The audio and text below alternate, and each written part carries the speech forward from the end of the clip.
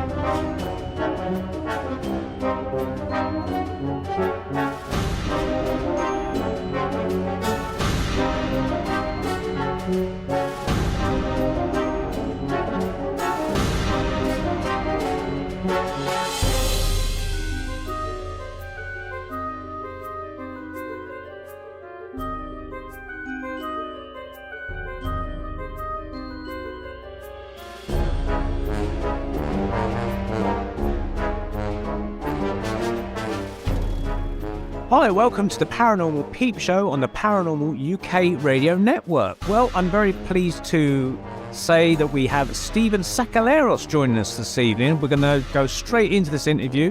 Andy's not here, so it's just me on my Todd. And we got Stephen Sakellarios, who rejoins us from previous interviews. Stephen, it's good to see you. How are you? Very good. Great to see you again.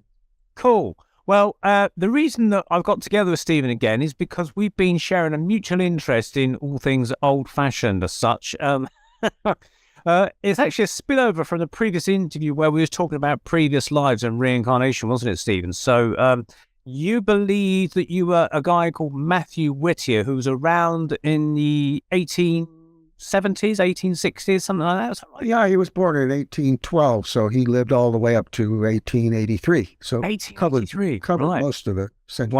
Wow. And so he was born in the United States, and what was his job again? He worked for a newspaper, is that right? Yeah, he was a reporter and an author and a writer, but he did other things as well. But I mean, mainly he was an author. Right. Okay. Yeah, I recall that. Yeah. So for anyone that wants to find out more of that previous interview, I'll put a link for those on YouTube. But search out, if you're listening on the podcast, search out on the Paranormal UK Radio website, or certainly in any of the podcasts you're listening to, the search engines of those. Search out Stephen Sakellarios, mediumship and reincarnation, I think it's called. And it's just a little interview we did last year, I think. So basically, what's been happening, I've been researching a lot of material for my book, and I found something online. You can actually get it on Amazon, and it's called People of the Other World by People from the Other World. That's right. And it was written around the 1880s. Yeah, 1875. Yeah. 1875, yeah, based upon kind of newspaper reports that were sent through by this guy called Colonel Henry Alcott. I keep wanting to say occult. Alcott. I can see why. Yeah. So we're going to get to that in a minute because it's very interesting. But I was just going to update Stephen and listeners on various things that have been of interest. We laid my dad's ashes to rest last week. And we've been waiting a little bit of time for the stone to be engraved. And so when they took the stone away to be engraved, it provided us with an opportunity to put my dad's ashes, who passed away last year, into the same plot where my mum's ashes are at rest, so to speak. I hate saying that word, at rest, but so we did that kind of ceremony, if you can call it that, last Friday, and we met up with various members of my family, including cousins, and I started having a meal with them at the pub, and we were talking various spooky subjects, and they told me that their mother, who passed away back in 2020, I think it was, just at the beginning of the pandemic, she passed away sadly, but she said that she was seeing people like her sister who had died sort of 40 years ago. She took her own life, her sister, unfortunately, and her name, I won't say her name for privacy reasons, but she could see her and she named her sister, and my cousins who were there, couldn't see anybody, but they were sort of like thinking, well, we know this name, it's a family name. And, and my auntie was saying that, she could definitely see all these different relatives, including her sister who took her own life. And then she passed peacefully away. So it's an interesting phenomenon. A lot of people seem to report this. If they're dying on their deathbed and they start to see visions, I suppose the everyday word would be that most people would use, they had visions and it was just the drugs affecting them or something like that. But I suspect that me and you kind of think that it's actually something a bit more... Well, it's a little more complicated when it's somebody that they don't even know has died, that the family doesn't even know they've died, and they're seeing so-and-so, and it turns out that they had died then and nobody knew. Yeah. So it gets more interesting in cases like that. Yeah. So you've had similar incidents in your family, haven't you, Stephen? Yeah, my mom had dreams of her best college friends coming with it, telling her to pack her suitcase, and she says, I'm not ready. So toward the end, I told her if one of these ladies comes for you, go with her, because she was, we had hospice in and she was dying. There was no way she was going to recover. So she was very peaceful the last 3 weeks. So she must have had visitations, And then I've seen it with work. I used to work with elderly people, and there was one older fellow who, he didn't say anything, but he was a few days out from passing on, and he was suddenly astonished and looking up at the ceiling at somebody. And it was clear that he was engaging with someone, So I think it's actually quite common. Yeah. I think it's typically in those cases where the person is passed away slowly and they might have been brought home to die from, like, say, a hospice or a hospital or something. Obviously, I suppose it does happen in hospitals as well. When my own grandfather passed away back in the late 70s, he was talked about that he could suddenly see poppy fields of France, and he fought in World War II and things, and he suddenly said, why am I seeing poppy fields? And I wonder if he was getting a glimpse of the other side of Probably. But unfortunately, I wasn't allowed to go and see him or anything like that, so there's all the stuff that was related to me. I never heard this directly. But yeah, it's interesting stuff. I mean, my brother witnessed 3 weeks before my mum suddenly passed away. He witnessed in the family home a vision, if you like, or a spectral vision of my mum, who was still alive at this point, but she came through the wall, skipping, holding her dress out, and she looked like 30, 40 years younger. And she was smiling, and he described it like seeing a silent movie. He could hear no sound, but she was skipping through the bedroom and went and passed out through the bedroom window. And he thought, what the bloody hell's going on there, sort of thing. Now, my brother's into the psychic stuff, so he kind of got an idea that something was a bit strange. He wasn't thinking he's had too much medication or anything like that. He definitely knew there was something psychic going on, and then suddenly, like 3 weeks later, my mum did pass to spirit. So I think when people are getting close to death, they're kind of testing it out, going out of the body a little more. Testing their wings, so to speak. And I think it's done on an unconscious basis, because I actually believe that my mum knew her number was up the night that she passed away. She had a feeling, I think, because I was upstairs in the spare room doing some video editing. And my dad shouted up the stairs. He said, Neil, your mum wants me to go to bed with her now because she's not feeling too well, but she wants me to go to bed with her. Now, typically my mum would go to bed about 10:30 in the evening, and my dad would stay up till about midnight watching war documentaries or football or something like that, and then finally turning just after midnight. But on this particular occasion, he shouted up the stairs. He says, your mum wants me to go to bed with her tonight at 10:30. So I said, all right. So I thought, that's really strange, Why has she said to my dad, come to bed with me now? I don't feel well, but I want you to come to bed with me. So anyway, she crawled up the stairs, and I could hear her sort of panting as she was coming up the stairs, and the room that I was in, the door was slightly ajar. So I thought, oh, well, she's always panting and breathing heavily, because she's old. So I just kind of shouted through the door, Nye, I hope you feel better in the morning. And then as I said it, I had this weird feeling inside that what I said wasn't true, or it didn't seem honest, or something didn't feel quite right about the statement I just said, see you in the morning. And it's only when I look back at it, I felt that, again, that was a psychic kind of notch or something within me telling me something was up. You knew more than you knew. Yeah, exactly. Yeah. Subconscious kind of knew what was up. And my mum's subconscious knew what was up, I think. And that was communicating, perhaps, I don't know. And then she passed to spirit maybe about 3 a.m. that morning, and so there was definitely something going on there. And my brother said he also smelt tobacco smoke of our granddad, her father, like a few weeks. Well, that's the other thing I was going to say. In a lot of these cases, not only do they see the person, but the person says, "I've come to get you." That's very, very commonly reported too. So I mean, they've literally come to take you back over. Yeah. Well, when I communicate with my mum through the spirit board or Ouija board, whatever you want to call it, maybe about a year after she passed, and she suddenly came through with a message, and there was other witnesses there. It was all doing it, and I was the last person to have a go on this.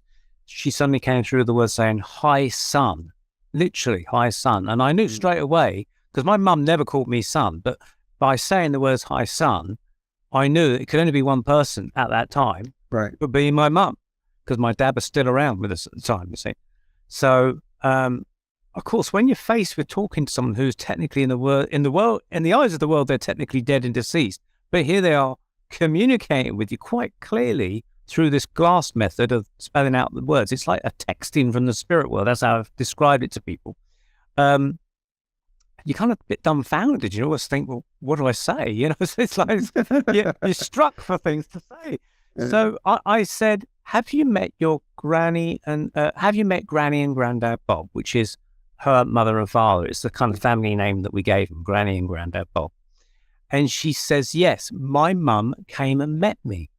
So literally at the point of her death, she said, yeah. And then I followed this up with another question and answer session about 18 months later, again, through the spirit board. I thought, right, this time I'm prepared. I got a list of questions, almost scientific, that I want to ask my mum. And I said, when you said that you met Granny Bob, what happened? Did you go out of your body into a tunnel of light or anything like that? And she said, no, she was already waiting in the corner of the room for me. And the corner of the room, when I looked and worked out the logistics, was right where the doorway was. And it's typical that in my research, lots of spirits seem to be appearing in doorways. And it's almost like a portal kind of thing, which we'll talk about a little bit as we get into this discussion we're going to talk about. So basically, I sent you this book called People from the Other World. Is that right? Yeah. And it was a link, and you can get it from, I think it's a library, the National Library. Archive.org. Archive. I got it from. There's some other ones, but it's on there.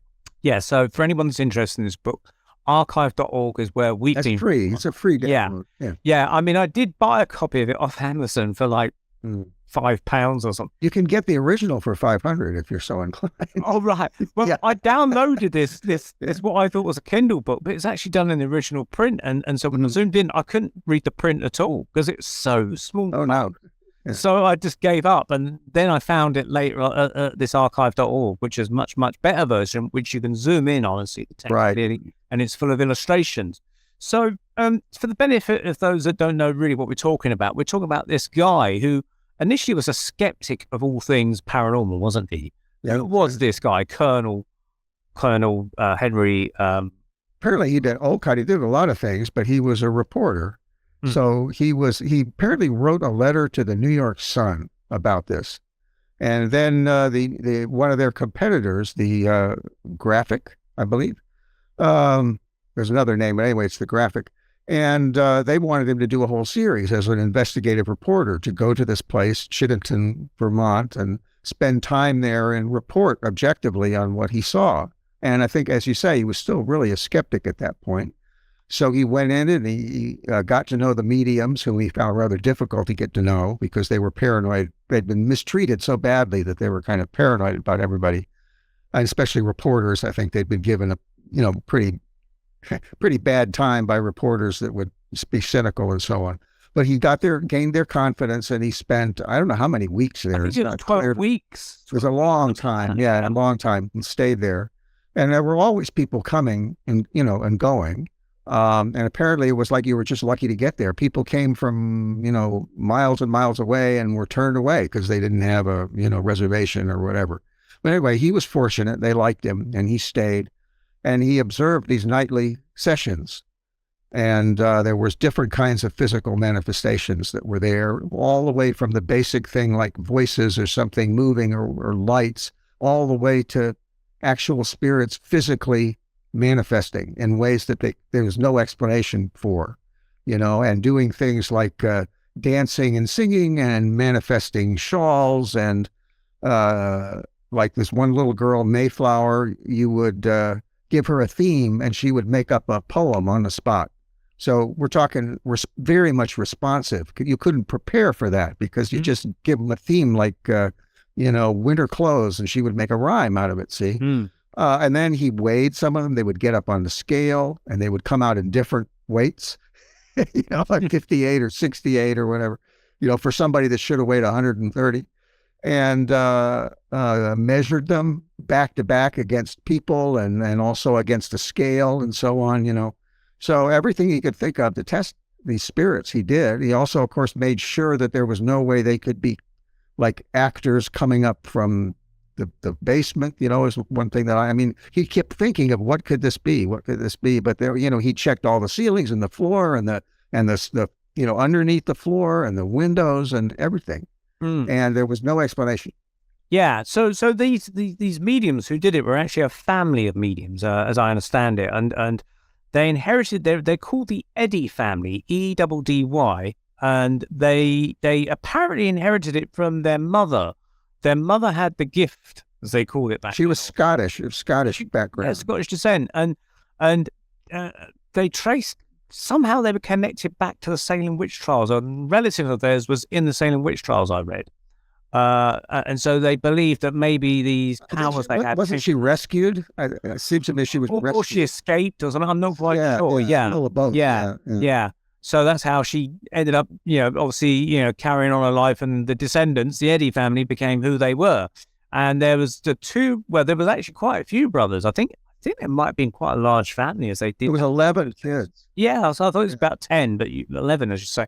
But the ones that are kind of more well known for this kind of ability was Horatio, I believe. Horatio and William. William, and then they had a sister that also did it. I think it's Miranda or something like that. Okay. Yeah. One of the brothers died, I think, in the Civil War or something, or he got ill from the Civil War. Yeah. And the others, they had it to a lesser degree, but it seemed to be that as children, at least, the mother tried to hide the powers that the children were developing from the father, who was a staunch kind of, Christian or something. He was abusive. Yeah, and he was quite psychologically disturbed by reading about what he did to the poor kids. Yeah. And apparently they were going to trance and things, and he would try and shake them out of trances, and these are involuntary trances. This wasn't the kids saying, "Look, let's play spooks tonight." They were just going off into trance without any kind of say-so in it. And I think it's probably, in hindsight, maybe the spirits were kind of training or preparing them for their later pathway, perhaps. And he would try to wake up. And even one of the parts I read that he'd even put like a hot coal in Horatio or William's hand, I can't remember which one it was, a hot coal. And he still didn't wake up from this trance. And he still bore the scars of that hot coal for the rest of his life on the palm of his hand, which is an interesting point, actually. For later verification, when hands started to appear in above the curtain where these spirits would come out, sometimes hands would appear first of all before the full manifestations of these ectoplasmic spirits from this material called ectoplasm, which emanates from the mediums. One of the hands that appeared actually only had 4 fingers. It had a finger missing, which is an interesting point because people saying, "Oh, it's one of the family brothers," but in fact, this hand had literally a finger missing. Which is well, you know what the skeptic said is, "Oh, he was just holding one back." I mean, skeptics always they've got an answer for everything, yeah. And these are the skeptics that actually never go to these things as well. Well, the point that you made was talking about the skeptics and the people that even like they were scientists and they came and they wrote debunking, articles about it. He said they only stayed for like one day. He's there for weeks, and they would only stay for one session, and whatever happened, they would explain it away and write a negative review, But this is a point that I wanted to bring up, is that this idea that these things have been debunked and that mediums have been caught cheating and so on, the debunkers are more fraudulent than the mediums. So there's an awful lot of fraudulent debunking that went on and that continues to go on. But what happens is that people will, if there's, a whole bunch of evidence that it's genuine, And then one guy comes up with an idea or a testimony that he says he's debunked it. People grab onto that. People who are skeptical and are afraid of all of this, they grab onto the one debunker. They never vet him or her. They never make sure that the person's honest or is telling the truth. That blows the whole thing for them just because one guy says, it's kind of like a rumor, like somebody says your friend is a thief. Are you going to just accept that? Yeah. Because one guy says that, Yeah. But that's what happens in this field. Yeah. It's interesting because the young Eddy family were eventually, I think one of the interesting stories I found at the very beginning of the book was where it was a snowy winter's night one time, and they were all kids, and they heard a horse and carriage pull up outside the house, and they looked through the window and they could see this ghostly carriage with horses and a coachman, and the horses had plumes on their heads, a bit, very, very well-to-do kind of carriage, and there was this grandmother figure sitting in the coach, and they opened the door, and even the father, who was skeptical or thought it was the work of the devil, went out and kind of, he might have nodded to the lady or something, I don't know, but they all saw it, and then gradually this coach faded away. And I read later that when they developed their mediumship, a high spirit came through and said what they saw all that time ago was the work of a high spirit that managed to manifest that sighting, and apparently it was their Scottish great-grandmother or something. It was an ancestor. Yeah.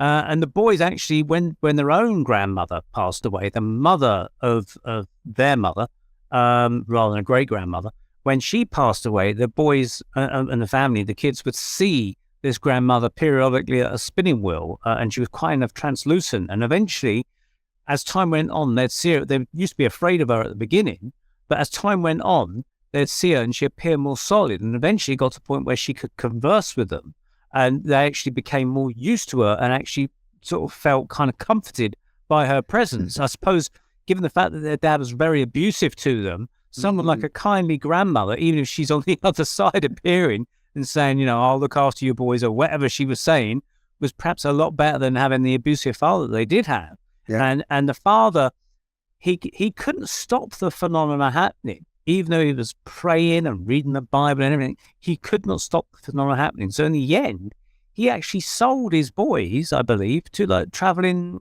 circus men. Yeah, I sold them out. Yeah, and then and they were really abused by those showmen, also not doing very well, and so on. Yeah, It's sad. This is how they became mistrustful of people, I understand. And the other thing was that the other people acted like their father, also. Bound their hands and gagged them and did all kinds of horrible things to them, supposedly to ascertain that it was real, but it was really abusive. Yeah. So they ended up with scars in their wrists and, the whole. Yeah. These are boys that are maybe 10 or 11 and 12 years later or something like that. Yeah. And eventually, as I understand it, their father passed away. And so they decided to come back home because they were no longer fearful of their father because he was no longer there. And so they came back home, and that's how they ended up in the Chitterton farmhouse. But originally, before they started doing their mediumship there, they were actually touring around the country. I think they toured around Europe as well, I understood. Yeah. So like the idea of 60s or something. Yeah, that's right. Yeah. So the idea of them having sort of trapdoors in the farmhouse or secret locations and hidden things like that. Well, I was reading in there that one of the things they did was they would go out into the woods with the group that was watching, right, the audience, and they would just arbitrarily pick 3 trees and wrap a blanket around it, and that would become their cabinet, and then the spirits would come out of that. Yeah. Well, where are they coming from? Where can they come from? It's the woods. There's no place for them to come from. So, I mean, that issue is already solved. If the reporting is accurate. Yes. That issue of, because the first thing you go to is, this is actors. Yeah. Coming into the window or coming up through the floor. And one of the things that I thought was, well, where are they keeping these people? Because we're talking 10, 15 different characters, might come up. Where are they being fed and housed, and where are they getting their costumes, and all that kind of stuff. The logistics is impossible, but out in the woods, there's nothing. Yeah. No way those people. So if the report is accurate that actually happened, it's a done deal. It's not actors. And all the other, elements, like the woman that should weigh 138 gets on the scale and she's 68. Then she changes to 58, or, I mean, it's done already. And this is the thing that infuriates me a lot of times, although I try to be kind of philosophical about it. Skeptics are not rational. They think they are because there's safety in numbers, but they're actually irrational. So when they here's the thing. If you're a real skeptic, a skeptic is someone that wants to have something proven so they don't get fooled. They want it to be proved to them. But once it's proved to them, to pretend to remain skeptical, even though it's proved to you, is not rational. So, they have to realize they're not being rational. Yeah. The rational person is somebody like Olcott, who goes in and tests it and weighs them and, does everything he can think of to make sure that they can't get in through the doors or the walls or anything. And he says, it tests out. Yeah. Well, in fact, I understand his history was that he was in the military for a while, hence the title colonel, and he was promoted to colonel because he actually was almost like a detective. He was an investigator. Yeah. So he had the training. Yeah. And then he was later called to be like one of the 3 people to investigate the, or write up on it or something to do with the Lincoln assassination as well. Was he? Okay. He was connected to that. So he was a highly kind of respected guy, I suppose. But it makes me think of Robert Snow, a fellow here who was the head of homicide investigation for the city of Indianapolis. Against his wishes, ended up finally having a past life regression. And it had a profound experience and tried to disprove it. Using his professional detective techniques, he tried his best to disprove it, and he ended up proving it. So he wrote a book and admitted he proved it because that was his training, And then it all went badly wrong for him or something. Is that right? Well, yeah, I think he lost his job and everything from it. He's still an author, so he's, just kind of changed jobs. But this happens quite a bit. If you dare to come out, you lose your job. Yeah. It's a shame, isn't it? Just for your beliefs. You can profess to be a Christian and say, being a Christian, I accept a man walked on water. He rose from the dead after 3 days and then ascended into heaven, did all these miraculous miracles. That seems to be quite acceptable to believe in. And, someone says you're a Christian, that's fine, keep your job. But then you start to talk about something like reincarnation, or I believe in spirits that manifest in a seance room, then people will think you're crackers.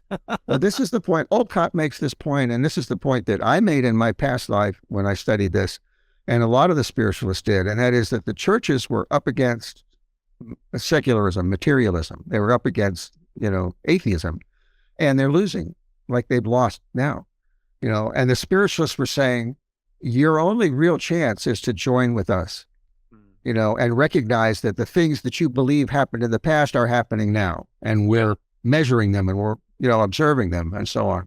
And they refused to do it. They snubbed the spiritualists and wouldn't have anything to do with them. And as a result, they lost out completely. Yeah. Lost their ability, whereas they had their opportunity. Interestingly, though, there are, and I've been to one of them a couple of times many years ago, Christian spiritualist churches, which I always found quite odd, because I think, well, how do they sort of blend that with the Bible and thou shalt not consult soothsayers and all that kind of stuff it says in the Bible, and yet they're talking to the dead, so to speak, in Christian spiritualist churches. And it's something I'd really like to find out. But there is no such thing as the Bible. That's the problem. The Bible is an arbitrarily put together compilation of different sources and different stories. Yeah. And some of it I think is inspired and some of it isn't. And some of it's been taken out of context and some of it's been distorted. And you really have to use some discernment and pick and choose if you get into that book. Yeah. Because if you get into Deuteronomy, it says it's okay to stone a woman to death, but only under certain circumstances. You know what I'm saying? When I read that, I thought, man, you can't take this book as a whole. No. You got to pick and choose, Yeah. It's made up of different editions from different parts of the... different people, different prophets, different sources. Yeah. Different times. Yeah, exactly. So, stones. The Henry, I think his first time of seeing the Eddy brothers was at these stones that they called, what was it? Honcho's Cave or something? Two rocks had fallen together. Right, they've made kind of a cave because they're cave, yeah. So it's not a true cave that's in a mountain. It's these huge rocks, literally like the size of houses that are Honto. That's it. Honto's cave. They fell together, and the back of where these two rocks touch is almost like a small cave. And again, similar to the idea of being in the woods, he was taken there, I think, on his first night there, and I think they must have erected a curtain. I'm not quite sure of that now, the details of that, but it was kind of getting dark or something, and suddenly they saw this Native American Indian standing on the rocks above them, who was like 6 foot or something. And then someone else pointed to this smaller woman who was this Native American lady who later became known as Honto, and she was only sort of like 5 foot something or something. And they were regular visitors to the circle from the spirit world, so it said. And that's where he first witnessed it. And he thought, well, were these people waiting around the backs of the rocks or something, maybe? Well, they tested that. Yeah. Some of the kids went out the next day and looked where they should have seen footprints. It was snow, and they should have seen footprints, and there was no footprints. Right. In other words, they had manifested bang right where they were. They hadn't traveled there, you know. Mm.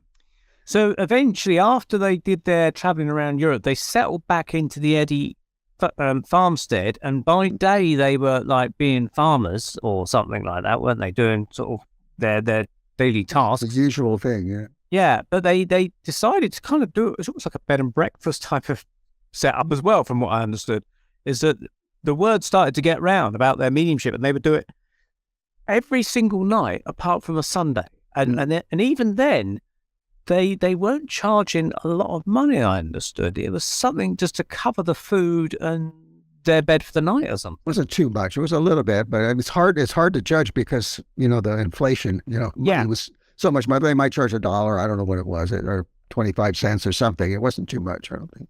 Yeah, so they had various people stay where they could, but as you say, these people weren't very welcoming of people simply because they distrusted people. But in a weird way, they welcomed these people to their house to witness this phenomenon, but they distrusted them all the same. And you're thinking, if these were definite frauds, and they weren't really making that much money. They were doing it every single night. They're inviting strangers into their home, upsetting their home life on a regular basis.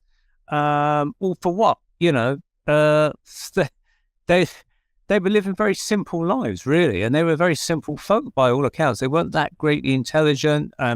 One of them might have learnt to write, but basically they didn't have much schooling either, did they?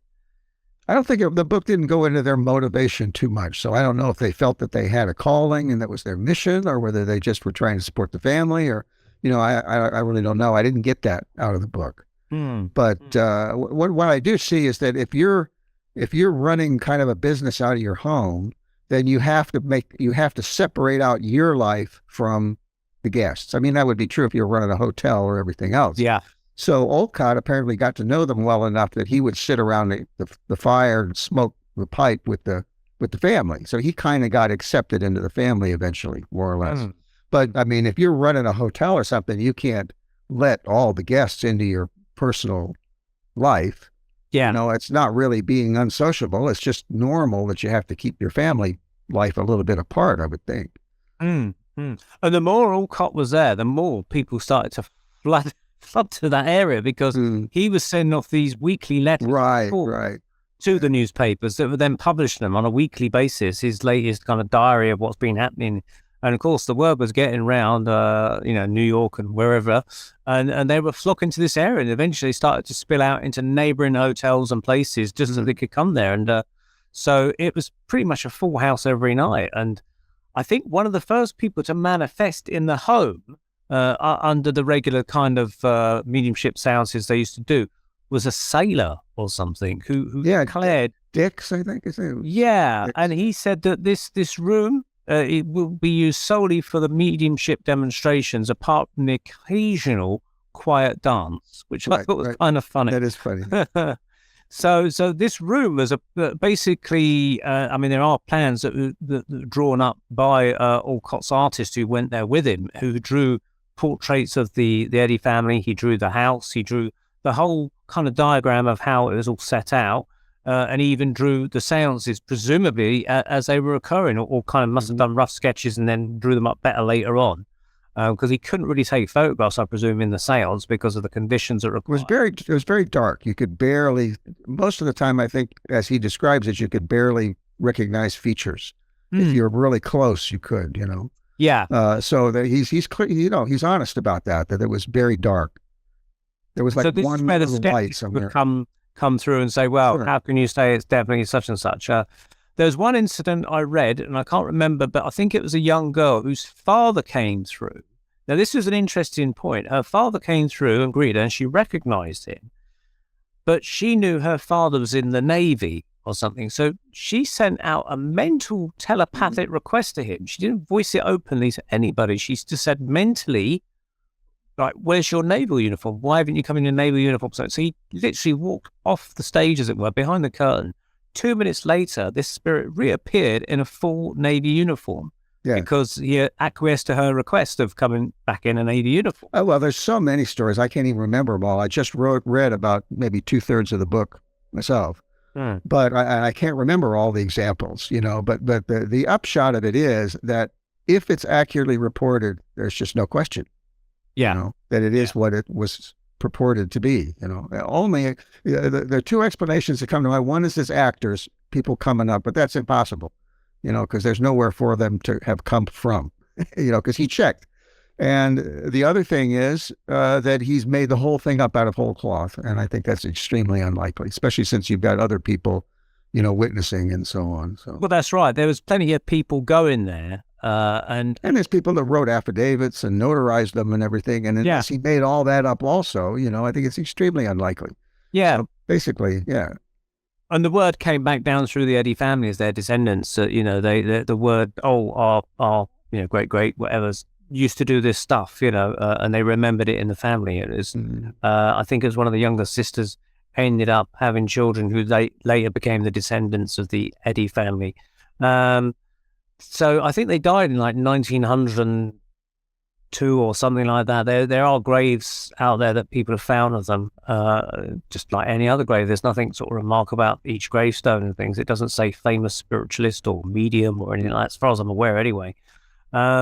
But it was one of these things that what bowled me over, it wasn't like just once in a blue moon they'd do these seances. It was every single night. And the amount of energy that must have required to sustain that kind of level of mediumship, because the thing about physical mediumship is a very, very different thing from mental mediumship. Now, we're mostly familiar, you know, a lot of the listeners, viewers might be familiar with mental mediumship.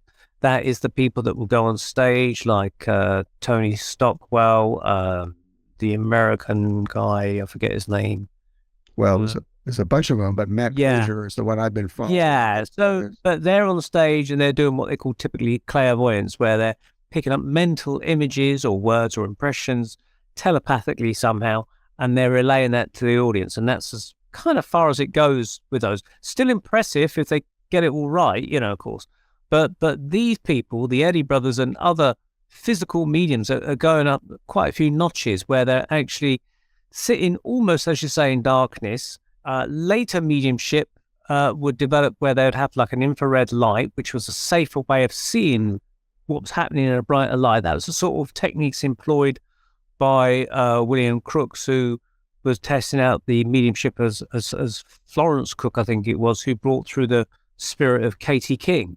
And he was testing her for 3 years in his own laboratory at home, you know, so he had control of the conditions as such. And this 15-year-old girl, you know, as when she started doing her demonstrations to him, you know, she would just go there and he'd say, right, can you go into a trance? She would fall into a trance and out step behind this curtain a completely different person called Katie King. And he compared them. One had ear piercings in their ear. I think it was the medium had ear piercings, where Katie King, the spirit, didn't have ear piercings. And one had sort of slightly curly hair and the other one didn't. It was just completely two different people. And yet they were saying, oh, it's the medium dressing up as the spirit. And yet William Crookes said on quite a few occasions, Katie King would pull back the curtain and you could see the medium fast asleep inside the cabinet or behind the curtain fast asleep, showing that there's actually two different people. So here's the thing. What, at that point, that explanation is done. I mean, I can't think of any other explanation. It's two people. It's done. So, and an honest skeptic would drop that one, but they don't. Yeah. Yeah. I mean, that one's already been disproved, so we can put that on the shelf, but this is what I did when I first started looking into mental mediumship. John Edward was the fellow. John Edward, that was the guy. Crossing over. Yeah. Goes back a few years. I don't know, we're talking like 2005 or something like that. So anyway, I got hold of a whole bunch of VHS copies of his show, and I watched them, and I had a list of possible explanations, normal explanations, which are plants in the audience and guessing and editing, to just do the ones where he, and and cold reading and leading questions. And as I watched him, when I saw one of those explanations disproved, I checked it off. It's done. He's disproved that one. And I checked the next one off, and I checked the next one off. Finally, I said, the last two, which are plants in the audience and editing, I'm not going to be able to check off unless I see him in person. So I went and saw him in person, and he was able to do the same thing. And so I said, it's definitely not editing because he's doing it here. And then the last one was plants in the audience. So what he did is he says there's somebody that's, there's blackness in the chest, and he gave a couple names, and he can't find anybody that'll own that. So he goes right to an area, and he points, says it's right here. And he's standing right next to me, facing the other way. And these people are like 15 feet away. And there's two ladies. And he says, I think it's you, And she says, well, it was in the chest and it went to the brain or something like that. In other words, it was right, but it was just a little variation. And he says, okay. And he starts talking about how one of them couldn't get there, couldn't say goodbye. And she'd been in California, and she broke down crying that she wasn't able to say goodbye. And, but the names were matching. Everything was matching, right? So, okay. So, I mean, he did a lot of that. So another 15 minutes go by, and the show is over, and it's like 3,000 people. So we all get up, and we have to wait a little while to file out, And I looked over at this lady. Nobody's looking at her. Nobody's paying any attention to her at all, and she's still crying. And I thought, that's one heck of an actress, if that's an actress, to keep it up. Yeah. Nobody's paying any attention 15 minutes later, And I said, that eliminates plants. That's the last thing. I checked it off. Yeah. So since I was able to check off every single normal explanation with this guy, I say he's genuine. Well, I kind of, I do agree with that because, I do a little bit of mediumship. I mean, I would not put myself in the level of John Edwards or any of these other well-known TV mediums. They are leagues above me, but I've studied in psychic circles. I actually disbelieved that I had any ability whatsoever because I never claimed to have seen ghosts or anything. But an opportunity came up when I was about 22, 23, because I was visiting the spiritualist church. They said, look, they're going to start a developing circle. Anybody that's interested, come and join us, make yourself known. So I thought, I'm curious enough to give this a go because I've been told by various mediums at various things, oh, you're psychic. And I kept thinking, really? I can't be, So I was accepted into this circle. And one of the things we had to do was learn to kind of meditate, which I'm not really that good at, to be honest. And we had to tune in to the various people opposite us. And one of the things that started to really kind of quaked me in my boots a little bit was the fact that I had to tune into this guy opposite. And as I went into this kind of almost like a slumber, I heard this voice, dreamlike voice in my head in a Cockney accent. Now, I know that people maybe in America don't understand Cockney and London and things like that. So basically, on the far east of London, in what you might call the Bronx of New York, where you have a real draw, they would have a, all right, mate, kind of London accent, Yeah. Well, a voice came through into my head like that in a Cockney accent, what I would describe as sounded like a London cabbie driver. Mm. And the voice clearly said, because I was focusing on the old guy ahead of me, it clearly said, and it was a full sentence, tell him he's got something wrong with his waterworks. And I went, oh, crikey, where did that come from? And it brought me out of this kind of semi-slumber. Yeah. And I thought, the hell was that about? I never say the word waterworks. It's just not my phrase. Right. So I remember reading how mediums would wrap up messages for privacy. They'd kind of do it in the saying, I'm saying this to you and you'll understand what I'm saying. Yeah. Nobody else will. I thought, right, well, this could be embarrassing for this poor guy, in front of all these ladies, that I'm going to say something private about his medical thing. Right. So the best I could do at the time, and obviously I would do it a lot better now, I suppose, I hope anyway, I said, I understand you're seeing a doctor about a medical complaint. And that's all I could say because I really didn't know what else to say. And he goes, oh, yes, you're right. Now, that could be very, very general. But I could have, if I thought about it, saying, look, I've got a guy who's got a Cockney voice here. He's talking about bladder problems, blah, blah, blah. But I didn't. And that's just because I was inexperienced at it. And then when I spoke to a friend of mine on the phone late that week, who was like, at the time, 10 years older than me, he kind of knew, he was more worldly than I. And he said, that's probably because he had prostate problems. And I said, what's a prostate? I didn't even know what it was. Young guys don't. It's only when you get older you find out these things. Right. And he said, well, that can cause, bladder problems. It can enlarge and cause bladder problems and make you want to go to the loo all the time. Literally the waterworks, tell him he's got something wrong with his waterworks. And so I thought, crikey, maybe that was accurate. Now, I have sat in circles since, done developing, and I've not been like a touring medium or anything. Occasionally, I've done what they call open platform, where people are invited to get up in front of the audience and try and do some mediumship. And I've had some quite interesting experiences. And around the Christmas time, just got back in December, I was at the spiritualist place here in Weymouth in Dorset, and they'd booked me in to do this thing. And first of all, I'll just say, I'm not doing it for the money, because how much of a huge sum of money did I earn at the end? I earned myself £10. £10 for my trouble, So people say they're in it for the money. Rubbish, £10. Yeah, no, I don't think so. Because you're getting up there without a script. You don't know what you're going to say or what you're going to do or how well you're going to do. And you've got to do it maybe for an hour and a half or something. So I get up there. Now, the very last person, I was doing all right. I wasn't doing brilliantly, but I felt I was doing all right. It was a bit like pulling teeth. But they said, you got time for one more person. So I said, okay. And I said, I feel drawn to the back of the room over there, which I did do. And I said, and suddenly the word Pete popped into my head. Yeah, no, this is the one you sent me. Yeah. Yeah, I said, I want to say the name Pete or Peter. And this lady says, I can take Pete. And I said, okay. I said, I feel that, and I said, I don't feel he's a husband, but I feel he's a brother. Is that correct? And she goes, yeah. And I thought, oh my God, 2 out of 2. I'm doing well here. And then I started saying, I want to talk about painting and decorating for some reason. I don't know why. Painting and decorating as a profession. I said, did he do that? And she goes, no, he didn't do that. I said, I don't know why. And then I felt drawn to talk about his boys or boy. I said, did he have a boy that works in the painting and decorating profession? She goes, oh, yeah, he did, or does. Well, yeah, because he's obviously passed on. And I said, I think I want to talk about him. And then suddenly I got this thing through. Now, I remember talking to a medium last summer, and she says to her class, if you get something through, no matter how ridiculous it seems, she goes, say it and sod it. Is the word she used. So I thought, okay, I've got to say it. I says, I feel that I'm being told that this young son is involved in stolen cars. Yeah, and that's going out on a limb.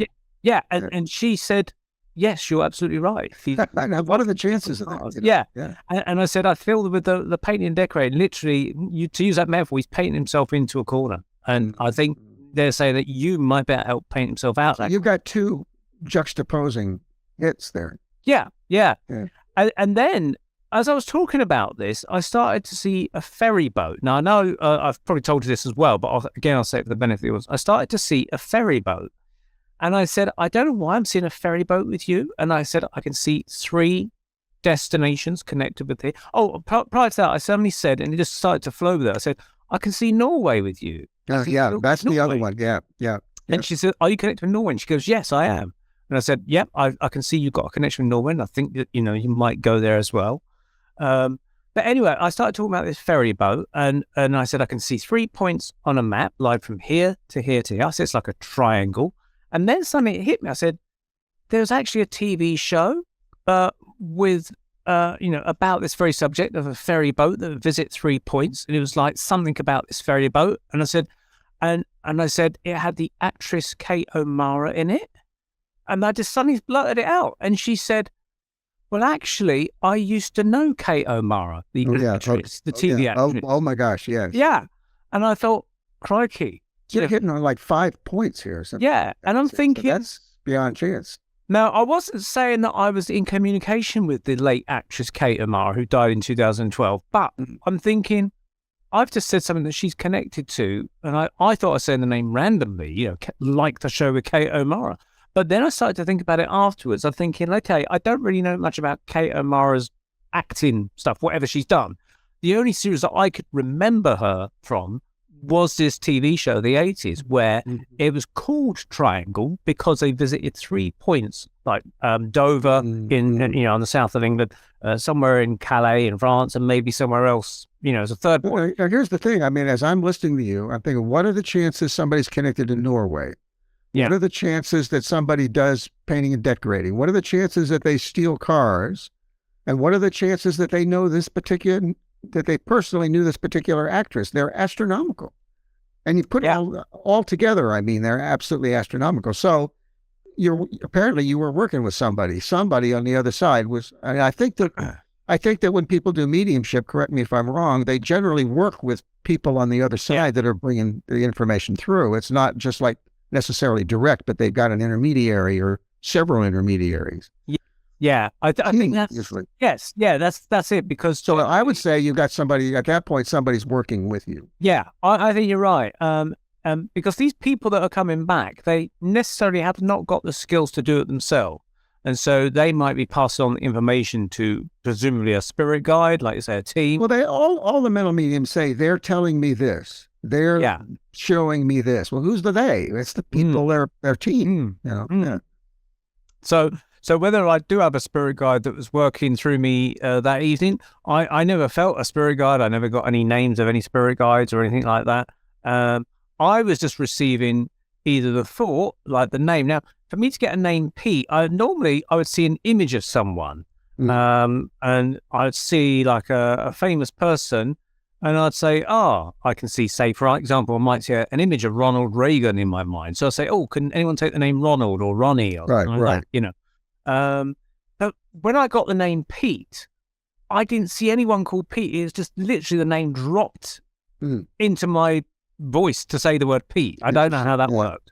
So, but I seem to be getting quite good at names for some reason. And I remember when I first started getting hits with names, I was talking to my daughter on the phone and I was saying, I'm getting quite good at names. I was telling her my progression in this field and stuff. And she goes, okay then, Dad. She goes, because she just got a new boyfriend at the time. She said, what is the name of Chris, her new boyfriend? What is the name of his mum? And she says, I'll give you a clue. It starts with M. And I said, you shouldn't have said that. You shouldn't have given me a clue. I just suddenly said Mary. And she goes, oh my God, how did you know that? I said, well, you said the letter M. So I just said Mary. And she goes, well, okay. What's the name of his dad then? I said, well, don't tell me anything. And then instantly I saw in my mind an image of my own father, and my own father was called Brian. So I just said, Brian? And she goes, oh my God, that's his name, Brian. So again, that's how it worked for me. I saw the name of my dad, who happened to have the same name as her boyfriend's father, you see? Yeah. So yeah, it's interesting how that works. Now, getting back to the mediumship of the Victorian Eddy brothers, as I say, they were leagues above most mediums today, and it's such a rare thing, this physical mediumship. I mean, I first heard about these guys when I was reading the book of a Scottish medium who was talking about his experiences in physical mediumship, and he happened to mention in passing about these Eddy brothers, and that's what this trial to investigate these people who were doing this brilliant mediumship out in the States. But interestingly, this guy who wrote this book, Alexander, I think, I can't remember his whole name now, he interviewed various people who were witness to a medium in the north of England, in Durham, I think his name was. And what was his name now? Gosh, something like a very unusual name. But this medium was a very kind of calm, down to earth guy. He wasn't boastful or anything like that. Full Selkirk, Hunter Selkirk, I think his name was. That's the name that comes. No, he's not very well known. Yeah. He died in 1965, and his name's long lost to history. I mean, there's one newspaper cutting I found of him, Hunter Selkirk. Yeah, I think it was Hunter Selkirk, and he was not only a brilliant medium, but he was also brilliant at physical mediumship. And one time he was there, according to the book I read anyway, he was there with some guys, and he just said spontaneously, "Hey, let's try some table tilting, shall we?" Which is where the table rocks about. The idea is the spirits will rock the table about.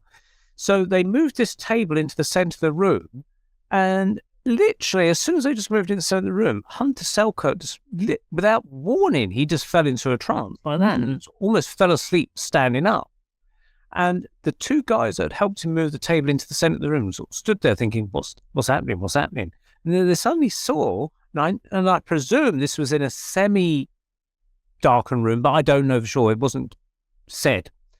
But they saw this, what they thought was ectoplasm, coming out of both of his nostrils. And it came down into two strands, down onto the table, and they started to form into foot-high figures, just a foot high, pure white. And they formed into an Elizabethan man and an Elizabethan woman in full Elizabethan dress, including the frills, the lace, the cufflinks, the buckles on their shoes, and everything. It was like miniature dolls, but they were fully animated human beings, but about a foot high. And they turned and bowed to each other, and then they turned to the men who were the witnesses, and they bowed to them like that. And these two guys, they're both so gobsmacked, they couldn't say anything. They just sort of stood and stared like jaw dropping, And then they bowed again, and then they turned, and they just dissipated back down, and then the ectoplasm went back up into his nose. And then Hunter Selkirk woke up from this trance, and he says, "What's happened? Have I missed anything?" Yeah, and it actually happened straight away like that. And fascinating. Yeah, I mean, that was an amazing story. So when you get these mediums that produce this phenomena, it's not always like 6 foot high Native American Indians. These were Elizabethan characters, only a foot high. Now, and it's hard to find actors that size. Yeah, exactly. Yeah. There's not much call for it these days. Yeah. It's a shame that it was only witnessed by two guys, if it's done. I'd love to see something like that. Yeah, absolutely. I'm still hoping and holding out. I mean, there's places I'm looking at. There's potential places I'd like to visit. I think there's one in Portsmouth I'd like to visit. I might try and contact the lady again and see if I can maybe find out if they're doing anything.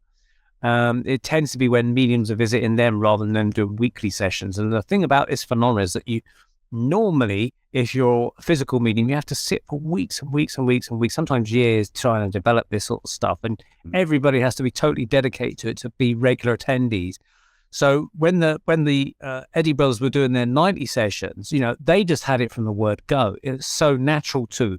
It was like someone was born with a natural singing ability or something, like Shirley Temple.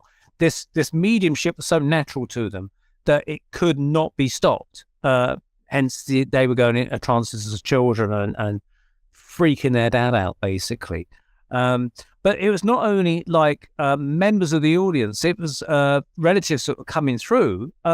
When people would come from abroad, like Madame Blavatsky of the Theosophical Society, this is obviously how this became a development. The Theosophical Society actually happened, I believe, through Henry Occult's visits to the Eddy homestead, because that's where he met her, and then they kind of got together later and formed the Theosophical Society. But when she came, and she came from like Russia or somewhere like that, they were like bringing out like Russian soldiers, or I think one of them was described as a former family bodyguard who'd come out or something, and he presented medals that belonged to her father or something like that as well. I think he was buried with him, wasn't he? Yeah, something like that. Yeah. So I mean, again, if the Eddy brothers were getting employed actors, they certainly had to really go to town. There's no way. That would definitely preclude actors. So basically, I mean, if you're skeptical, you have to see it yourself. I think. I mean, if you want to eliminate everything, you have to actually see it in front of you, and then I guess it's up to you how honest you want to be with yourself, at that point. Yeah. Now, the skeptics of today will say, well, look, if this phenomenon is real, why aren't we seeing it on TV? Why aren't we seeing videos on YouTube of, manifestations and full spirits walking around the room? Which is a pretty good question, And one of the books I read with this medium, Alexander, whatever his name is, the Scottish medium, he actually fell out with other mediums because they said, look, we can now film you in infrared in your seance room and film these materializations. But he absolutely point blank refused. He said, I don't. He thought long and hard about it, and he actually wrote in his book, I just decided not to do it because he didn't want to be, he didn't want to come too much under the spotlight or something. I don't think he wanted his name out there too much, I think. Well, you see what happened to the kids, the Eddy kids. Yeah. And what you find is that people who are absolutely dead set against it, they will do anything they possibly can, including being irrational, including phony debunking, to discredit it. But if they absolutely can't, they'll get violent. They won't. In other words, they're never going to give you the satisfaction of saying, you're right. I agree. I was wrong and you're right. They'll never do that. They'll eventually get violent. So, you don't want that. No, I think this is it. The guy wanted his privacy. He wanted a kind of life. He was prepared to give some of it to the public, but only the public that were kind of sympathetic to the cause as such, And honest. And the ones that are honest, see, because these debunkers are not honest. Yeah. Well, why should you deal with somebody like that? Yeah, exactly. Yeah. It's, it'd just be an extra headache for him, really. If it was one of those things that if I was the medium and I was going to be producing psychic phenomena, I would probably say, well, I'm going to film myself, but I'm just not going to tell anybody about it or put it out there. And if there's manifestations that occur, again, I'd film it myself, but then I'd maybe put it in a will or something that after I'm dead, these tapes can then be accessed or something. There's another side to this, and that is that I gather that on the other side, they have certain rules and regulations as to what spirits are permitted to do to interfere with physical world. Oh, really? And that's what I understand. And there's references to it here and there. You can find that. But certain people have a license, basically, and some people don't. Right. And unless you're going to be a renegade, you basically have to go along with the program and what the elders have decided. And not everybody is given the go-ahead to do that, So I think that's another element to it.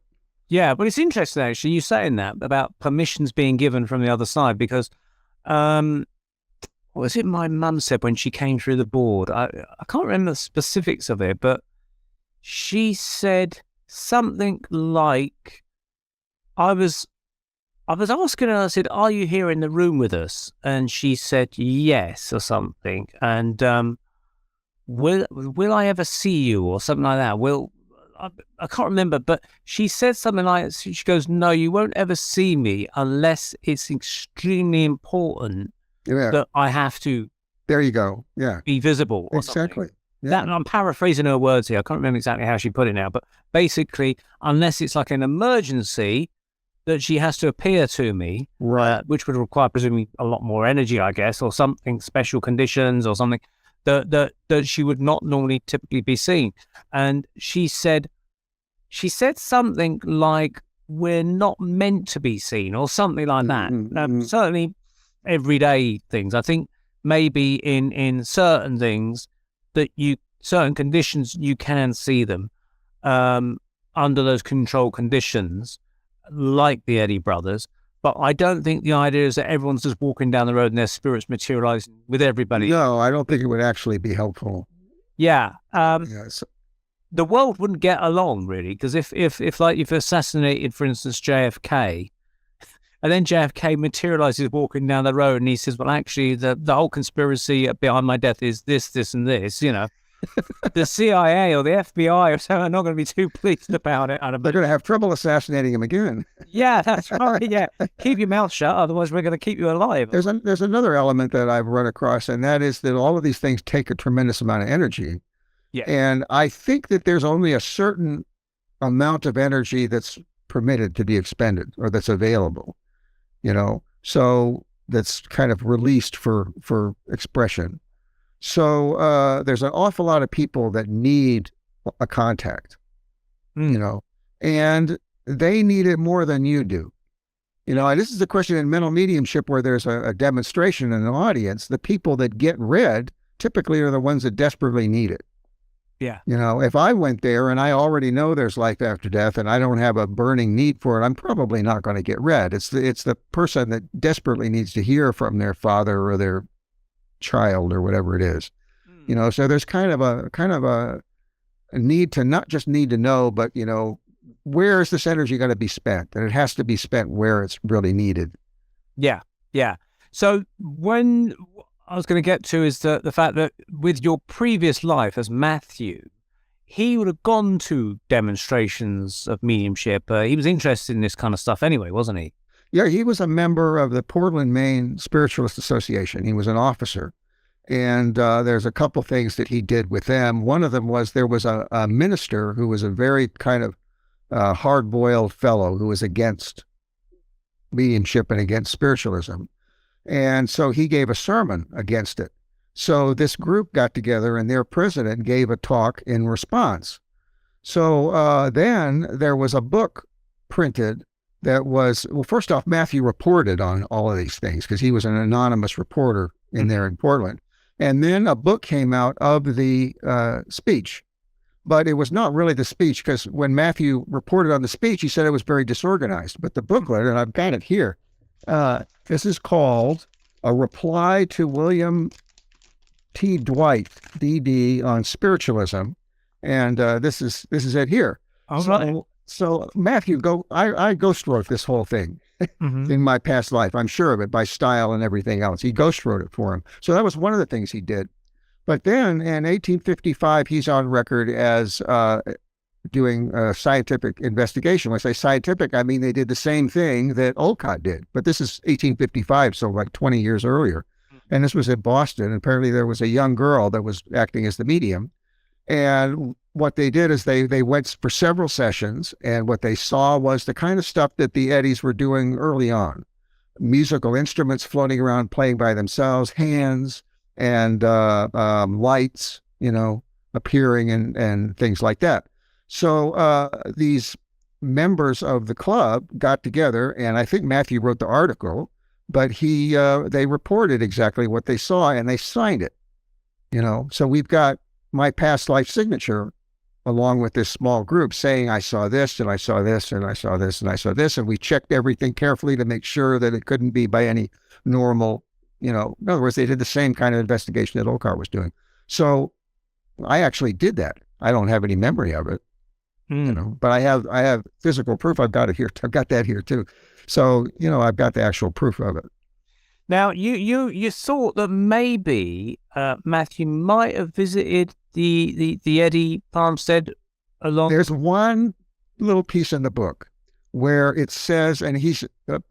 back then, if somebody didn't want to be identified, you'd put a line or you would just mention them briefly, but you wouldn't identify really who they were. So he says a Mr. Whittier came and was visited by his daughter, who said something like, Daddy dear, or whatever it was, Well, Matthew had lost a little girl at like 8 months. Wow. Not old enough to be speaking like that. But there's not that many Mr. Whittiers who would be willing to go to one of these sessions, And we know Matthew Franklin Whittier, we know he had that history. So was it a coincidence that some other Whittier ended up at the, at the Eddys? We don't know. It certainly seemed logical to assume that if it was being written up in the newspapers of the day, that Matthew would perhaps read about it at some point, being that the fact it must have been the talk of the spiritualists on the East Coast and stuff. Well, he would have definitely been aware of it, no question. Yeah. So the next logical step is that he would have perhaps been interested enough to go like other people. I have some evidence suggesting that he was personal friends with Daniel Douglas Hume. Right, who was the Scottish physical medium. Because there's no mention of it in Matthew's correspondence, but Matthew's brother, John Greenleaf Whittier, corresponded with Hume. I've got a couple, 3 letters, and there's no reason for them to correspond because John Greenleaf Whittier was really pretty cynical about mediumship. There's no reason why they would be friends. Yeah. Unless what happened, because this was right about the time Matthew died, 1883. Right. So whom would have written his brother condolences? Yes. That's how they would have got connected, and then whom would have written back, and there would have been 2 or 3 letters back. Right, yes. See? Yes. So it's kind of, I can kind of infer that Matthew must have been friends with whom. So if he was friends with Daniel Douglas, I'm going to say it right, then almost for sure he would have been aware of the Eddys, and almost for sure he would have gone at some point. Yes. Yeah, this is what I think. That they were too well known. The fact that word was getting out and everyone was traveling from far afield, it would suggest that he would not have wanted to miss that opportunity, I would have thought, if they said, look, let's all go down there, some, friends, and they all traveled down there and stayed there. And it kind of ties up a little bit with your research, that the little girl came out. Well, here's my question. And there is, I understand that people on the other side grow up on the other side. That's what I've been told. Yeah. But this had been like he lost that little girl in 1841. This is 1875, 74. Yeah. So, but what I noticed about this book is that the old ladies are coming through as old ladies, and the babies are coming through as babies, and everybody's coming through as they were when they died, seemingly, in this story. But I don't know. I mean, my guess is that they might do that if you will feel more comfortable with that. In other words, if your mother died at 85 and she comes through the way she is on the other side at like 30, you're not going to recognize her. It's not going to be authentic to you, Yeah. So I guess they come through at the age that you feel comfortable. Yes, that's identifiable. Yeah. So that means that that Matthew's little girl who died in 1841 could have come through at any age, basically. Yes. Yeah.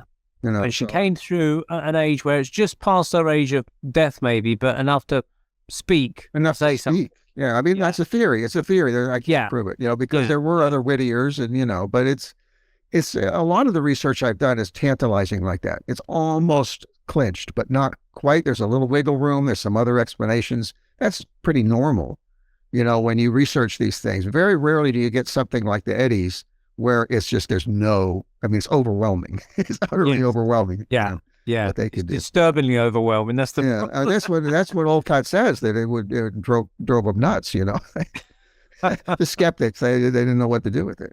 Did any of Olcott's relatives or friends come through for personal messages for him? I don't remember that. I can't recall reading that myself, but it just made me wonder, maybe. Anyway, what I think we'll do here, we'll take a little break here on the Paranormal Peep Show. Good for the waterworks. Yeah, absolutely.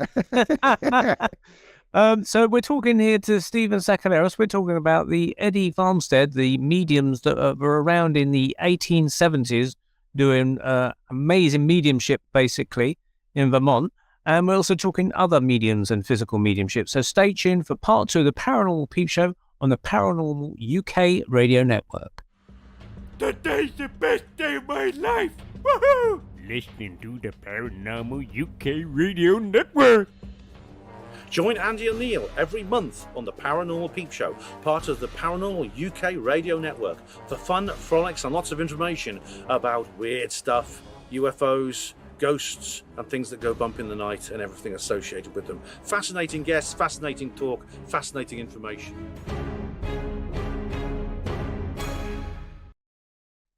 Hi, welcome back to the Paranormal Peep Show on the Paranormal UK radio network. This is Neil Gedeswold and I'm talking with Stephen Sakellarios, and we're discussing all things physical mediumship and spooky in itself. We've been talking about the Eddy family, who are from Vermont in the United States, and they were around in the 1870s at the height of their fame, where they were doing full-bodied materializations of spirits under the investigation of Colonel Olcott, I believe his name. Is that how we say it? That's right. Correct. Who was also kind of well known because he investigated and did the research on the assassination of Abraham Lincoln, I understand. So he kind of led the investigations on that. And it was because of his detective skills and his investigative abilities that he was charged by a newspaper to go down and spend at least 12 weeks with this family, these simple farmers, producing these miraculous and amazing manifestations. So you got some reports there, I understand, Stephen. Well, I pulled a couple quotes out of the book that have to do with Olcott's view of the skepticism he encountered. So he says, it argues ill for the boasted freedom of opinion among scientific men, he's talking about scientists now, that they have so long refused to institute a scientific investigation into the existence and nature of facts asserted by so many competent and credible witnesses, and which they are freely invited to examine when and where they please. For my own part, I too much value the pursuit of truth and the discovery of any few facts in nature to avoid inquiry because it appears to clash with prevailing opinions, which is kind of a long way to say that if they're scientists and their business is to, explore and uncover the truth, then why aren't they doing it, So then he talks about Sir William Crookes. He says, when Mr. Crookes announced in 1870 his intention to take up this new branch of scientific inquiry, his determination was applauded by the most influential journals in Europe. Now, they said, we shall have the facts, for now a truly great student of nature is set about finding it all out. But when he found it out and announced, the honest and brave man that he is, that his researches warranted the belief that spiritual intercourse was a demonstrable truth, he was abused and vilified to such a degree as to make it apparent that what he was expected to discover was something that would not run counter to popular prejudice. In other words, we love objectivity when it yields what we already believe in. Yeah. Yeah. We don't want any of that objectivity that challenges our worldview. Yes, the comfort zone that we've built up around ourselves, certainly the scientists of the day. Now, it's interesting, you mentioned William Crookes, and I talked about him in part one with the materializations of Katie King. Now, William Crookes, he was an inventor of his day. He was very, very well known and highly respected. I think he invented the cathode ray tube or something, the vacuum tube, as being one of his inventions. He was a very, very clever guy for his day. And so, this is why they applauded him being the guy that would go out and expose this fraudulency. Right. And he became he was a real scientist. Yeah.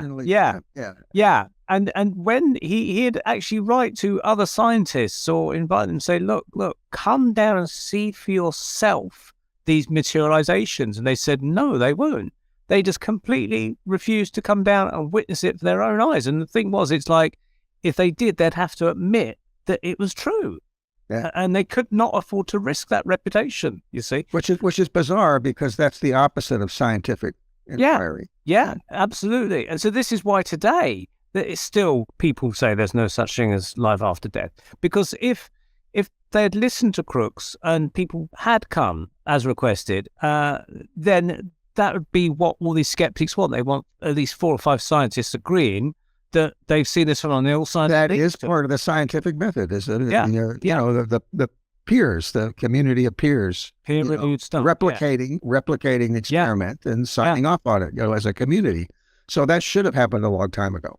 Yeah, and it's only because of science that we've still kind of stuck with this kind of worldview of that there's no such thing as life after death. Well, religion wouldn't have anything to do with it. Science wouldn't have anything to do with it. Yeah. Both sides. Yeah, I mean, spiritualism's got a hard challenge to prove itself, and it's only the ones that are kind of open-minded, and it literally is being open-minded and sort of say, well, let's look into this. And Crookes was a brave man to do that, and he said it. But 30 years after the events of that time when he was looking into Katie King and investigating spiritualism and finding out that she indeed existed as a separate entity beyond the body of Florence Cook, the medium, he actually said, I still stand by my findings 30 years ago. By this time, he was a very old man. And he said, I still stand behind that 100%, And he was still friends with the medium when she actually passed away. He wrote a letter to the family to sort of say how sorry he was to hear, that Florence Cook had passed away. And, so he always sort of stood with that. And he was a brave and honest guy to do that. It's quite incredible, really, to sort of come forward and actually stand his ground against them, Mm-hmm.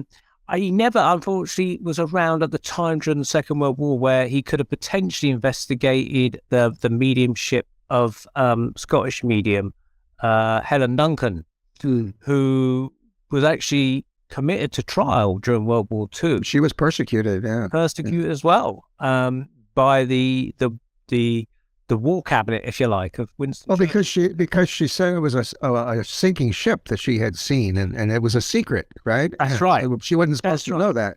Yeah, basically, So she became a threat to national security. That's right. She was a wartime medium. She was from Scotland. She did a lot of her seances in Portsmouth, which is the home of the Navy in the UK.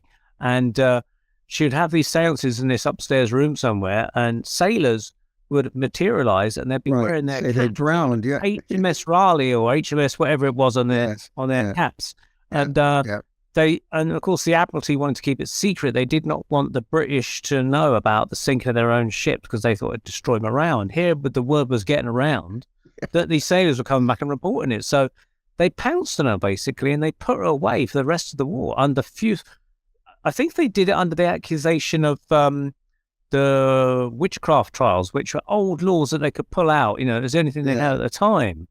And one time she was exposed. I think it was she was exposed to light when they switched on the lights to try and accost her and take her away or something. And she became very ill, and she never really fully recovered from that.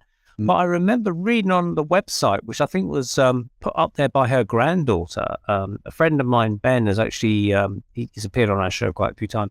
He's actually been in touch with the granddaughter, and he's done talks on Helen Duncan himself. But one of the eyewitness reports had written a letter, and they said, look, you can publish this on your website or wherever you want. And it was basically saying that they was at one of the demonstrations of mediumship she did, and she produced a Scottish Highland piper from behind the curtain. And he came out with bagpipes in a full Scottish headdress and everything, but complete with a pony. A full-bodied pony. And he said the pony nodded like that, as ponies do, he said. And you're thinking, she was accused of having two stomachs, that she had like swallowed monthly and somehow regurgitate it like a cow. It's really hard to get a pony out of your Yeah, exactly. I mean, how on earth can you regurgitate a Highland piper with bagpipes and a pony? And the pipes will stick you, you know, they tend to poke out, you know. But you see, this is it. And again, she offered to prove herself, because obviously she was on trial. She offered to the judge that I'll demonstrate my mediumship. What I'm doing is not false. It's not witchcraft. It's true mediumship. And she was prepared to demonstrate it in the court. And they actually, for a small time, so I say small time, for a medium, that she's being charged with like forgery or fakery or something like that, they actually took this case to the Old Bailey, which is like one of the most important courts in the land in the UK. It's where they do murder trials and things, you know. It's still around today, the Old Bailey. It's where they do the big stuff, you know. And yet, this is basically forgery, an accusation of forgery. And they were trying her at the Old Bailey. And I think what they were doing was a deliberate making it big national news as a warning to any other mediums that were thinking of trying this kind of stuff. And I think it was put there as literally to sort of say, don't try this at home, kind of stuff, you know. But she did continue after the war. She carried on producing a lot, but unfortunately, because she was exposed to light during a seance, it did affect her. And I think basically she became quite ill and eventually died. Why does that affect them? What is it with light and mediumship? Well, I understand that the ectoplasm is sensitive to the frequency of daylight. It can be seen under dim lighting conditions, or where curtains are drawn, or under infrared light, which has got a different frequency in itself. In fact, when you think about it, when you used to develop film in a dark room, you could look at the film safely under an infrared light without... So it's a little bit like photography and developing... Yeah, it does seem to be a sensitive thing. Having said that, you know, all these mediums would do it in the darkness. There was a medium in Brazil, I think in the 1900s, who was tested by the government of Brazil at the time.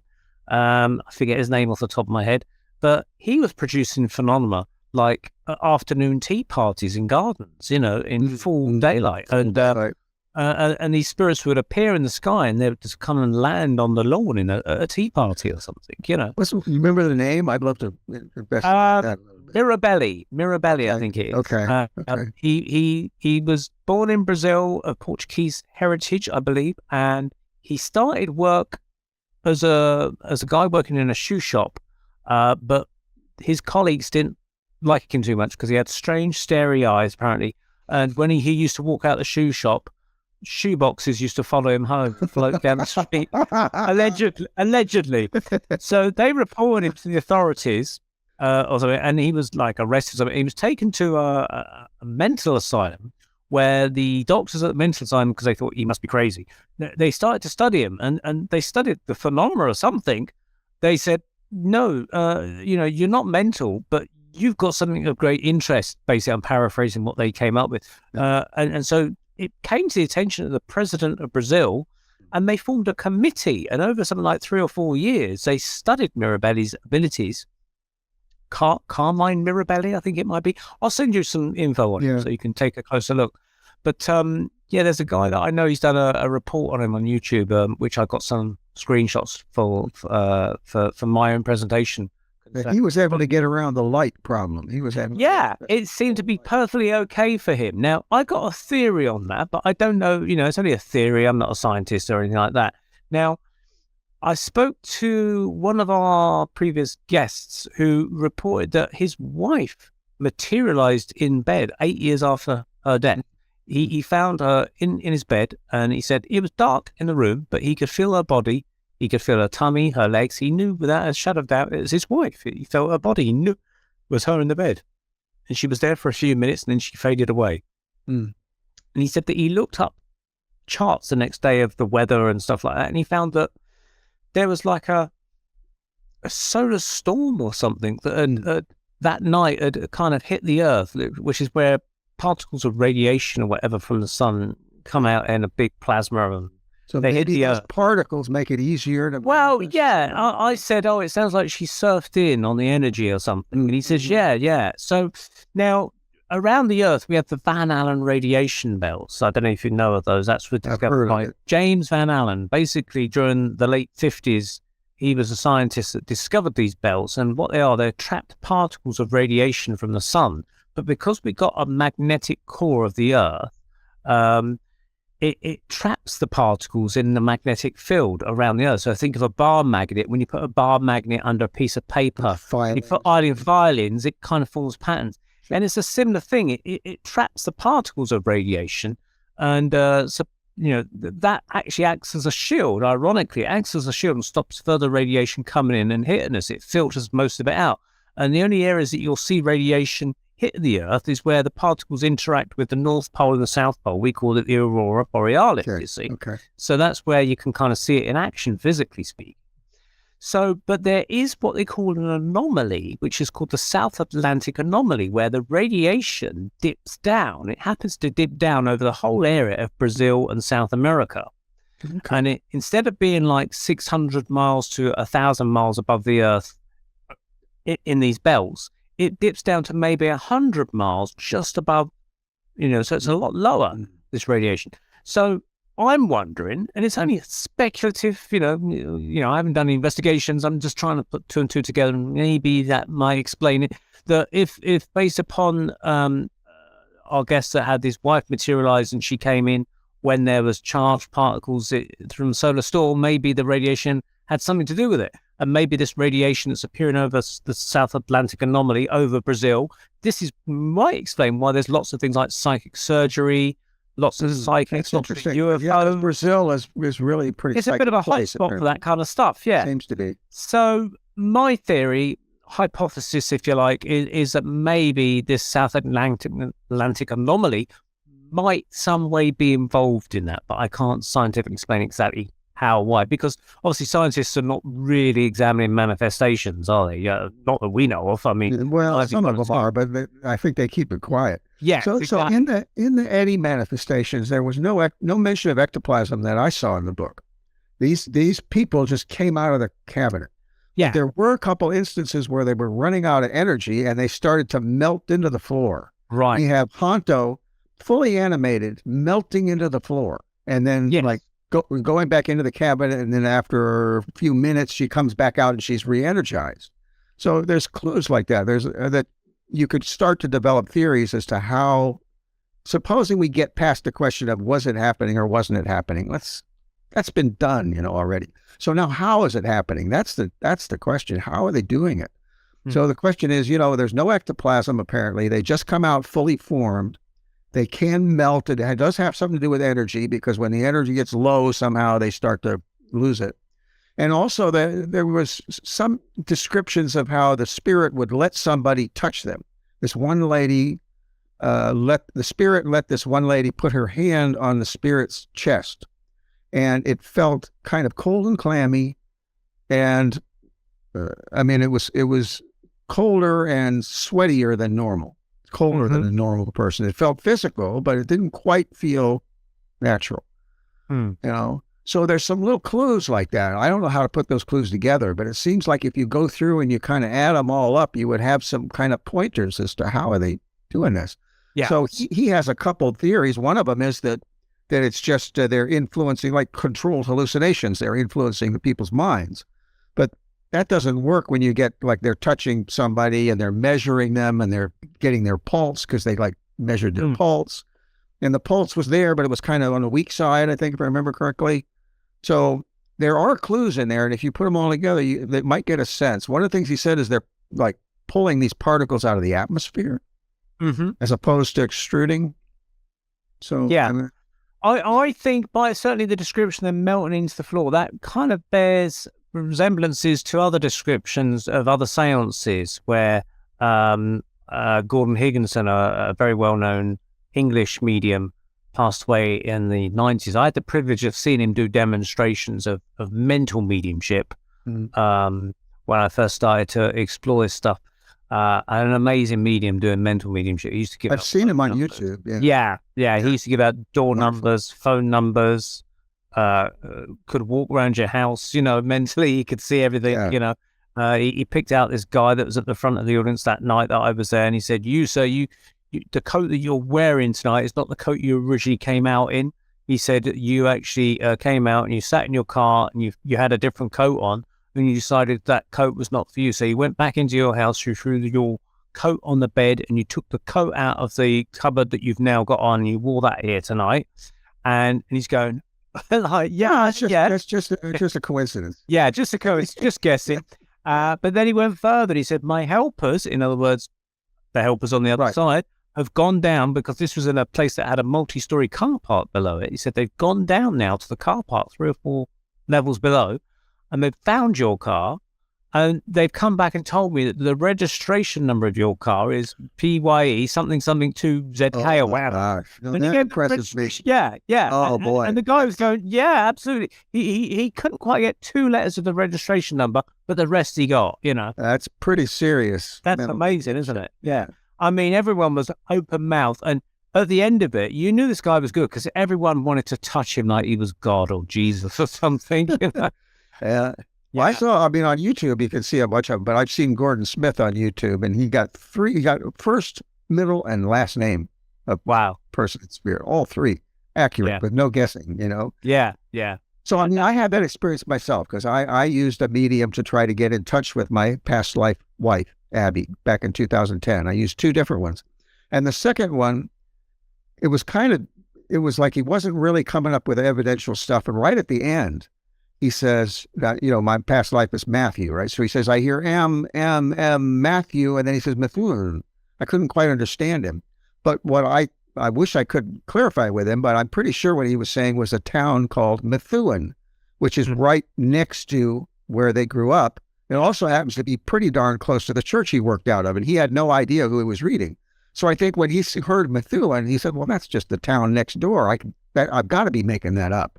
He's thinking to himself, because there's only one town in the United States named Methuen, and it's right, not far from Swampscott, where he was working out of. Yeah.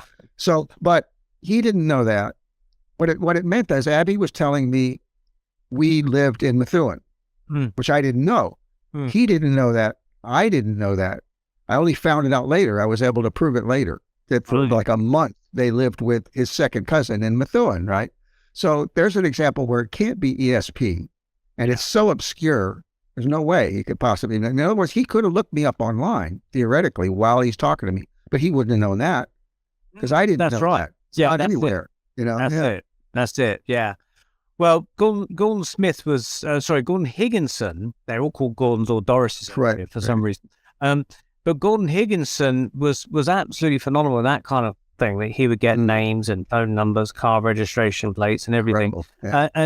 As a kid, he was doing this sort of thing. And he told a story. He said that when he was a kid, his mother used to make him do demonstrations of mediumship in a spiritualist church, and he was so small that she used to stand him on it like a box, like a tea chest, because he was like 6 years old or something.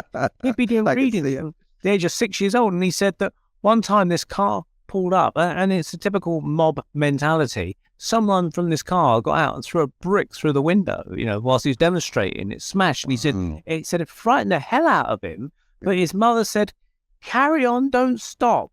So he had to carry on doing this demonstration and her readings while someone was throwing a brick through the window and absolutely terrified the living daylights out of him. I mean, it must have rocked his mind a little bit, but he carried on doing the thing, But that was exactly what happened to the Eddies. As kids, they were driven out of towns when they would do their song. They would nearly escape tarring and feathering, I understand. That's right.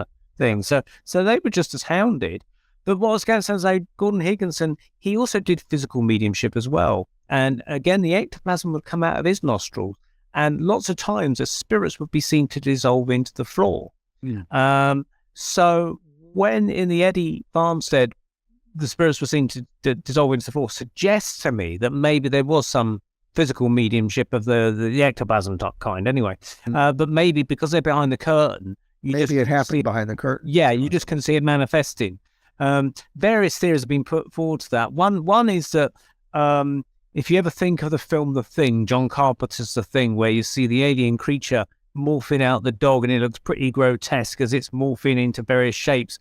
Well, someone put forward the theory that maybe you seeing a human being morphing out of something would look pretty disgusting or whatever until it's fully filmed as a person, and it might be too upsetting for the average person, so they do it behind the curtain. No, it makes perfect sense to me. And it does. But the other side of that coin is that they say that that's to help build up the energy anyway, in a closed area. And it sort of suggests a similar thing at the back of the cave of Hontos Cave, where there's between the two rocks, they can build up that energy. And my mum saying that, her mother was in the doorway, which I suspect acts as kind of portals. So I wonder, these closed spaces act as kind of portals to build up the energy, and then they can step out for a limited period of time, walking around in our atmosphere. This is the science of the future, Yes. not to be dealing, it's the same thing in reincarnation. It's not, does it exist or not? It exists.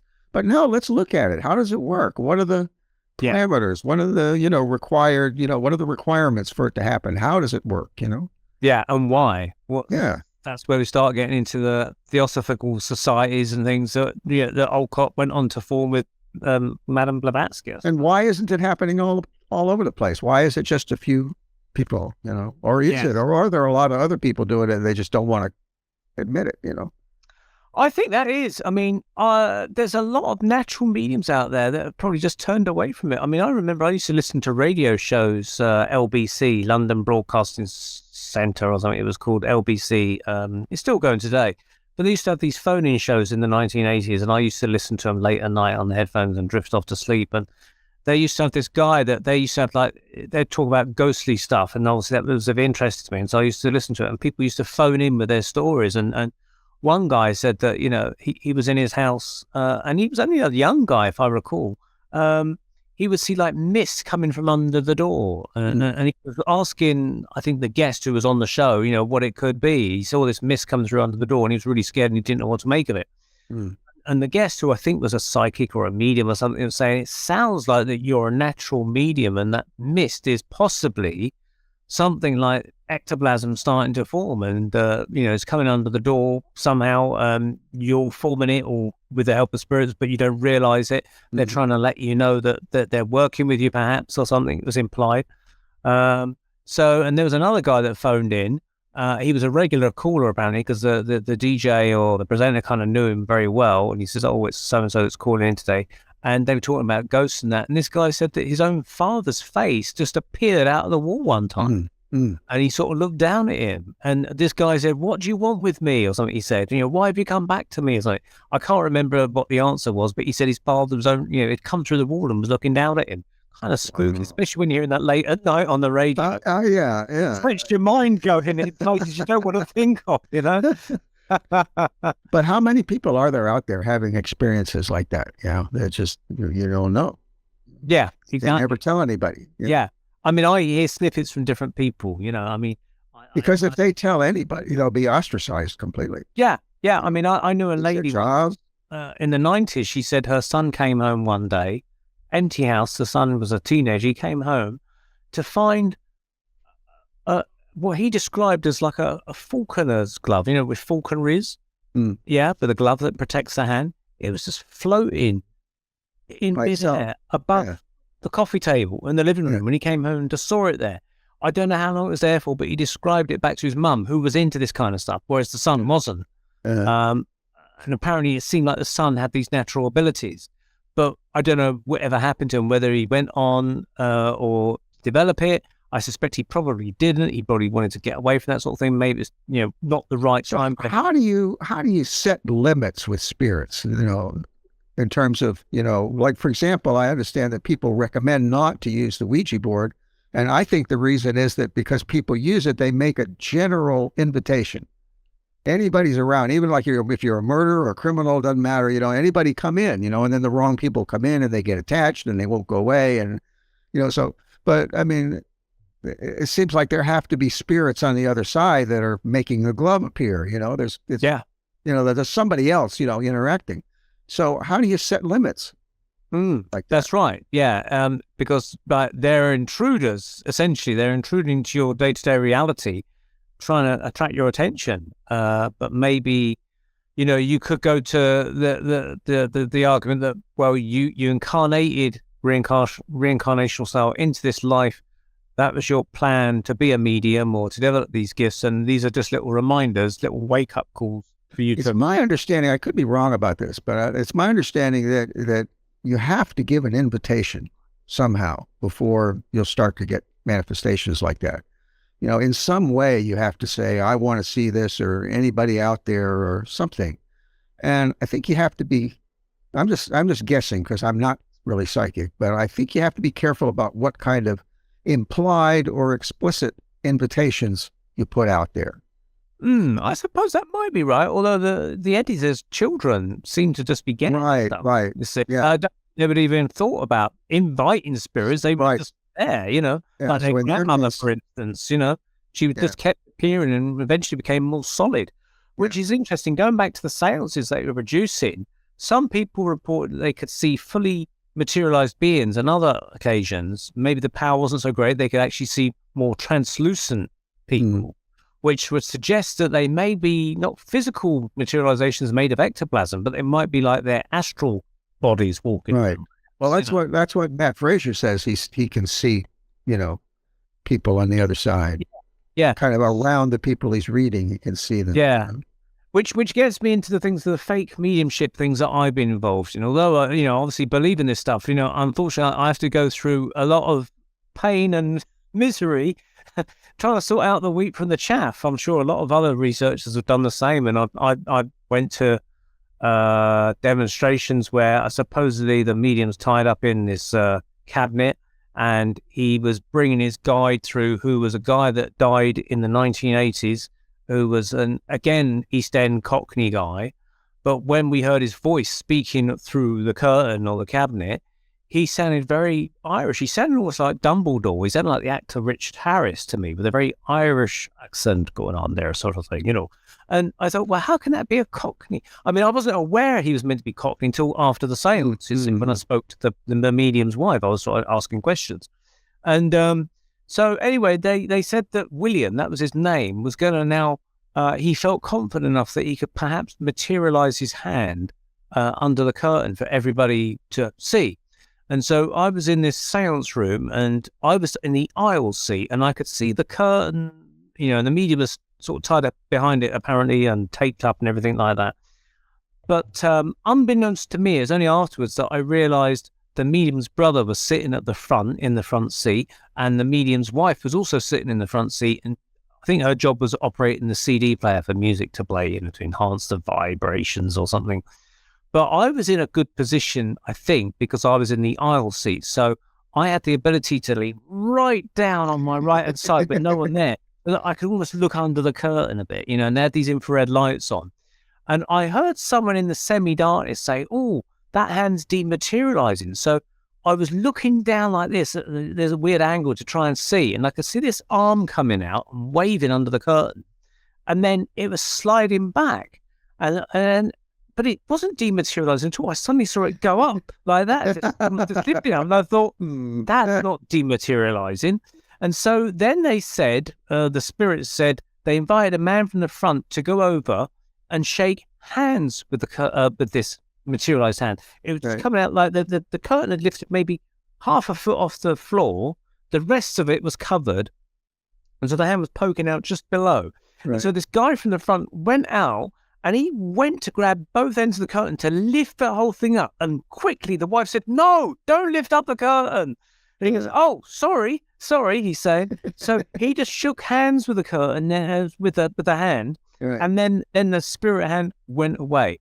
And then after that, they said, "Right, we think that everyone can now come and shake hands with this spirit hand." So we all had to get into a queue and line up one behind the other and go up and literally shake hands with this materialized hand. And I went up and I saw this hand. It looked very human to me. And I shook hands. I felt the grasp. It didn't feel cold. It didn't feel clammy. It felt warm. It felt like a human hand. And I thought, I think this is fakery. I'm absolutely certain of it. But I was told, shook the hand and everything. The thing is, we were all searched prior to us going into this room. And afterwards, I spoke to the medium's wife when it's all finished. And she said that Jonathan was a market trader who used to trade, fruit and veg selling in the market. And he came home and was killed by 2 burglars in his house. And that's how he died. But he was from the East End of London. And I said, his voice sounds very Irish to me. And she goes, "Really? I didn't notice that." And I'm thinking, surely you could notice it was an Irish accent, And it became apparent that the medium himself was from Ireland. And so the guy's brother was Irish as well. Now, during the seance, there was these drums being played really well, I might add. But there was like a little drum kit because it was a Christmas tree seance. It was like a little drum kit and presents and things by this Christmas tree in the corner of the room. And during the darkness, the drums being played really well. So then I thought, well, in Ireland, they have something called the Boys Brigade or something, where they teach these kids to march up and down in a uniform and they teach them to play the drums really well. It's not out of the realms of possibility that this bloke in the audience, a brother, could be playing those drums and he learned to play it as a youngster in the Boys Brigade or something, or just could play the drums really well. I thought the fact that he was right near the drum set, sitting at the front thing, I couldn't rule out that could have been played by him. And at the very end, the medium went off and we all went into the next room and having a cup of tea and biscuits and everyone was sort of talking about it. And I'm sort of still thinking, I think I've been defrauded here. And I thought, okay, if I ever went again, because I had to pay like £30 to do this, and you have to write a letter and say you're coming. Yeah.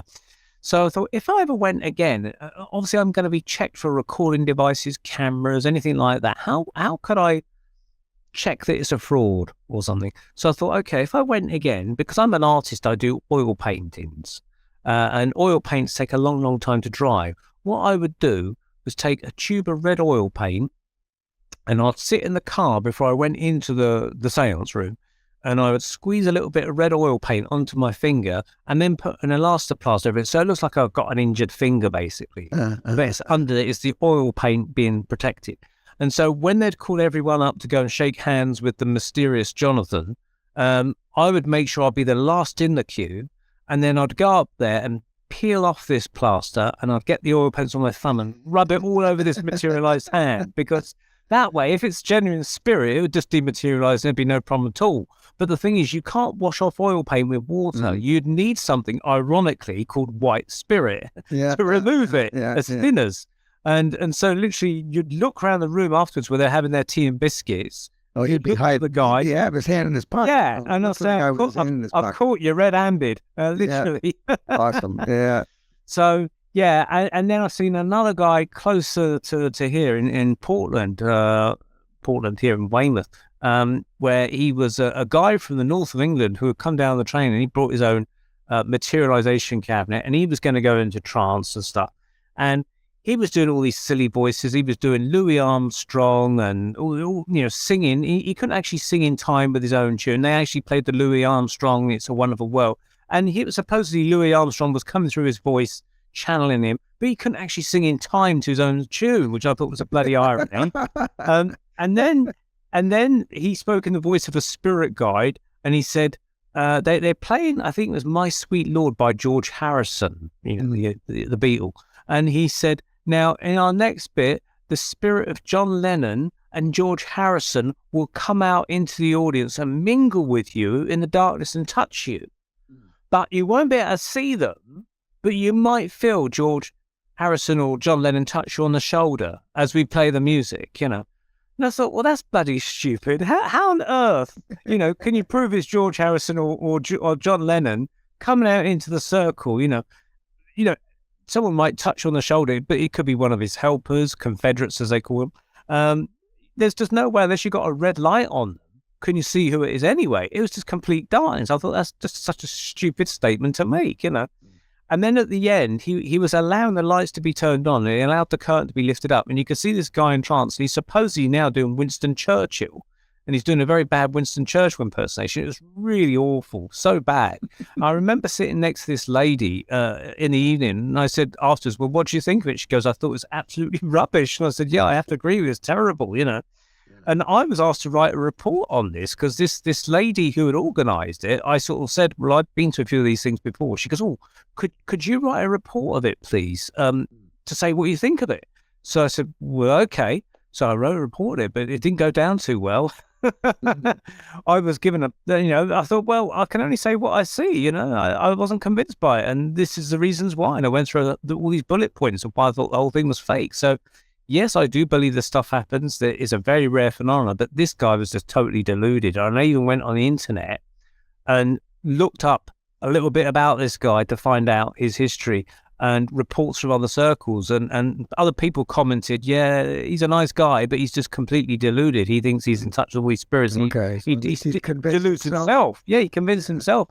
And the trouble is he had a bit of an ego about him, because when we got there, he turned up by himself, I think. He might have had helpers, I don't know, but it appeared to be by himself. But he was putting these great big posters on every door around the room saying, whatever his name was, international medium, and it had his picture. It's like a poster here, a poster there. And like at the end of the Gordon Higginson demonstration, when I saw him in the late 80s, everyone wanted to go up to him and touch him because this guy's God, he gave so many brilliant readings that night. When we all came down from this demonstration, when this guy came down, nobody wanted to talk to him. It was all quiet. Everyone just put their coats on and quietly left. So he's the only one that was fooling himself, but it wasn't fooling anybody else. Yeah, it was really, we had a cup of tea in that, but it was polite chatter. But no one was like thinking, hey, man, that's fantastic. I think everyone was thinking they've been completely frauded here. It was terrible. I ran across one that I was able to bust, and she was supposed to be a psychic medium. So she was going to draw me a picture of my past life wife, the same one I was trying to get in touch with the others. And she came up with this picture that didn't look right to me. So then I got online and I Googled woman portrait, and there it is. It's a portrait in the London Museum. So she copied it? She copied it. Yeah. It's so close. It's obvious. I've still got it. It's no question which one she copied. So I told her, I said, all you've done is copy this from a museum. If you give me my money back, I won't expose you. So she did. Oh, really? Oh my God. Because it's so close. It's so obvious, And so all she did was to Google the same thing I did, woman, portrait. And it's like in the first couple of pages. Yeah. Wow. Oh my God. Not very smart of her. Yeah. Yeah. I must admit, again, we went, this is about 4 years ago now, we went to this demonstration at Clairvoyance, the local spiritualist church, and they had this psychic artist come along, and we thought, this would be interesting, let's see how this goes, and she came along with an easel and a big sketch pad, and she announced to everybody, she says, now, before I came here tonight, I felt that I was in tune with someone and I was being given some impressions, so I've drawn a picture of this person, and I want to see if anyone can recognize it. Now, my girlfriend and I are both artists, so we're interested in the art side of it, especially. So Right. she lifts up the first page, I think, to reveal this portrait, and it was the worst goddamn drawing we've ever seen. It's like a child that did it, and we're kind of nudging each other saying, what do you think of that thing? And we didn't know where to look, and no one could take it. And she goes, can no one take it at all? And no one could recognize it. It's such a bloody awful drawing. Even if it had been genuine, you wouldn't have been able to recognize But that's it. Yeah. it's so bad. So That's funny.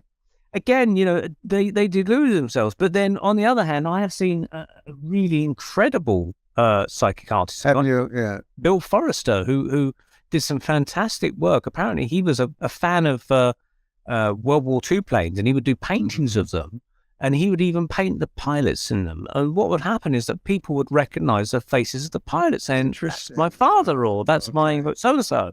And you're thinking, well, what? I don't know how I'm getting that, And that's how his mediumship into doing this psychic art developed, And so, but he was drawing, he'd do about 5 or 6 drawings in a night of a demonstration, and every one of them would be claimed by people. I was there when it happened, Yeah, I'd love to see that. Yeah. He was doing the readings at the same time. He would be talking about someone's going to court and they're doing this, and as he's drawing it. So it's quite a tricky task, not only to give the reading, but be doing a really accurate drawing. I actually went on a workshop of his to try, because people say, "Oh, Neil, you're an artist. You must be able to do psychic art." And I said, "Well, not really. I mean, I can paint and draw quite well, but I'd never really ventured into the psychic art, but I thought, well, I'd give it a go." But I went there and I did stuff, but I didn't really feel I was doing anything spectacular, But I feel that I've got some sort of ability in the psychic field anyway to be able to do readings. Whether I eventually end up doing psychic art is another great matter. if you could do it. If I could do it, that'd be great, yeah. I haven't really practiced it much. I mean, I'm having enough time and trouble trying to sort of do what I'm doing anyway with. Well, you've got to get that connection with the helpers, Yeah, something to build upon, I think. Yeah, I'm looking to get back into another circle, so I think that eventually will happen at a time and a place, and it will start to settle down, and I can start to get into really serious practice maybe later this year. With everything that's been happening the past 2 years, it's been upsetting for everybody in lots of different ways with life, and everyone's having to do stuff over Zoom or Skype or whatever like that. Right. Now we're coming back into the world a bit more. We can try and resume these activities, hopefully, Anyway, I think on that note, I think we better draw this chat, very interesting chat, I might add, to a close. It's getting late here now in the UK, but I know it's late afternoon for you. It's dinner time. Yeah, it's dinner time, so it's probably a good time to close this interesting discussion. Any final words before we go, Stephen?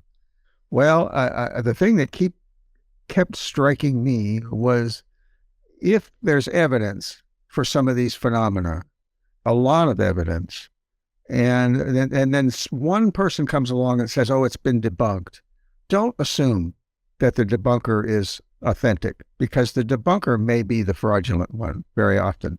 I mean, this happened in the Bridie Murphy case. It's apparently happened with some of these other psychics. And even Olcott assumes that the debunkers were real. And what he takes away from it is, oh, well, some of these psychic mediums will cheat occasionally. I don't think that's what it is. I don't think they cheated at all. I think the person that claimed they debunked them were phonies. Yes. Yeah. So keep that in mind. Yeah. And that reminds me of James Randi, the magician. Sure. Late James Randi, who hated psychics, wanted to expose them. He was the Houdini of the 20th century, if you like, or the 21st century, who was out to expose psychics. And but Houdini got a message from his wife, from Arthur Ford. So Houdini did have a real. Yes, he did, didn't he? Yeah. Yes. Because he was the one that was exposing mediums back in the day, of course. Right. But James Randi, although he was, I think he was American or Canadian, I'm not sure which. I thought he came from Canada myself. I don't remember. Yeah, but he was kind of well known here as well, and they invited him to have his own TV show, James Randi Investigates or something like that. And I did see some episodes back in the 80s. And there was a well-known medium at the time, a Welsh medium, very, very accurate medium called Stephen O'Brien. And I read his book. I actually saw him live a few times as well, but I read his book, and he said that he appeared on this James Randi show. And he was giving messages, he was asked to give messages, and he was getting everything. He was getting all the hits and stuff. And he said that James Randi apparently didn't like it. So he said, stop the recording, Oh, They edited that bit out where he was getting hits. They edited it out because James Randi didn't like it. And so... and he was offering $1 million or something. Yeah, to anybody that could prove, Yeah, and that has been challenged as well, apparently. That's a nice scam. You just don't admit the ones that were genuine. Yeah, I mean, where people were saying we'll do it, he was avoiding them. Apparently, he wouldn't reply to the emails. Very convenient. Yeah. Anyway, I'd like to say thank you very much to Stephen I was going to say Stephen O'Brien. I'm talking about the media. Stephen Sakellarios. And your other self, of course, your former past life. I'll say good night to him as well. If he's listening, if that's such a thing possible. Good night to Matthew. So thank you very much for joining us on the Paranormal Peep Show. And if you're doing any projects, can people find out about that? Yeah, I've got a new website now. It's easier to remember. It's reincarnationproof.com. Okay, so if you want to check out Stephen's work, go to reincarnationproof.com and find out about his previous life as well. And maybe you might put more stuff, your later research on there as well, including maybe discussions of what we've been having as well, going into the Eddy brothers and materializations and things like that. But it's been certainly an interesting discussion. I'm going to carry on reading the book. I suggest that if you're interested in this, anybody that's out there, look it up. It's called People from Another World, and it's Colonel Olcott that wrote the book. You can get it on Amazon as a downloadable book, PDF type of thing, or whatever they call it, but it's very difficult to read. So we've read it for free online from the archive.org. Archive.org. Yeah, so that's where you can find it if you're interested in reading it. Okay, so I'll say thank you very much indeed, and catch us next time. I'm Neil Geddes Ward. Catch us next time on the Paranormal Peep Show on the Paranormal UK Radio Network. Good night.